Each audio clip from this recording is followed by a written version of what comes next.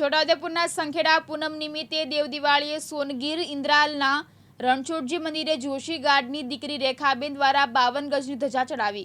સંખેડા તાલુકાના સોનગીર ઇન્દ્રાલ ગામે પ્રસિદ્ધ એવું રણછોડરાયજીનું મંદિર આ વિસ્તારમાં મિની ડાકોર તરીકે ઓળખાય છે।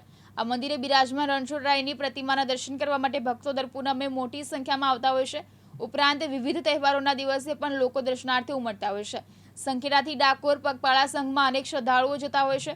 જો કે જે લોકો ડાકોર જઈ શકતા નથી એવા ઘણા શ્રદ્ધાળુઓ સંખેડાથી સોનગીર ઇન્દ્રાલ ગામે પણ પગપાળા જાય છે। માત્ર સંખેડા ગામના જ નહીં પરંતુ આસપાસના ગામોમાંથી પણ અનેક શ્રદ્ધાળુઓ અહીંયા પગપાળા દર્શનાર્થે આવે છે। દેવદિવાળીનો પર્વ હોય વહેલી સવારથી જ દર્શન માટે મોટી કતારો લાગી હતી। સર્વે વૈષ્ણવોને મારા જય શ્રી કૃષ્ણ, જય રણછોડ। આ મંદિરની 1971માં સ્થાપના થઈ હતી અને ત્યારબાદ એ મંદિર જોશીગાર્ડ સંત પુનિત મહારાજના શિષ્ય જોશીગાર્ડના હાથે આ મંદિરની સ્થાપના થયેલ છે। એમને ગામે ગામ ઢંઢેરો પીટી ભગવત સ્મરણ કરી ભજન કરી અને આ મંદિર જીર્ણોદ્ધાર કરેલ છે।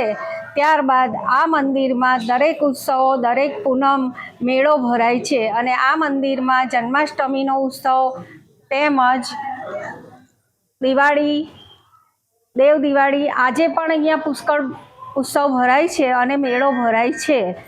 અને આ મંદિર ગુજરાતમાં આ મૂર્તિ તમને કોઈ પણ જગ્યાએ આ મૂર્તિ જેવી મૂર્તિ તમને મળે નહીં। આ રણછોડજી પ્રતિભાશાળી અને દરેક લોકોના વિશ્વાસપાત્ર છે। તેમજ અહીંયા ગાડી દર પૂનમે લોકો મેળો ભરાય છે અને દર પૂનમે અહીંયા લોકો આવે છે અને શ્રદ્ધાળુઓ તેમની અનેક માનતા પૂરી કરે છે।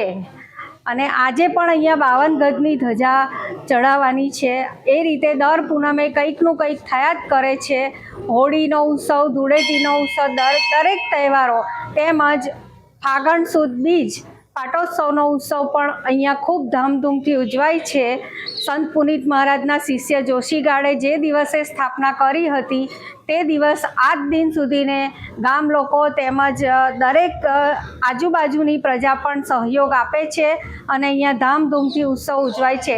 આ એરિયાની અંદર મિની ડાકોર તરીકે રણછોડજીનું મંદિર પ્રખ્યાત છે અને અહીંયા દરેક લોકો ડાકોર નથી જતા એ રીતે અહીંયા શ્રદ્ધાથી દર્શન કરવા માટે આવે છે। અને આ મંદિર હું જોશીગાર્ડની દીકરી રેખાબેન રાજેશકુમાર વ્યાસ, સર્વેને મારા જય રણછોડ। ધવલ બારિયા, દિવ્યાંગ ન્યૂઝ, સંખેડા, છોટાઉદેપુર।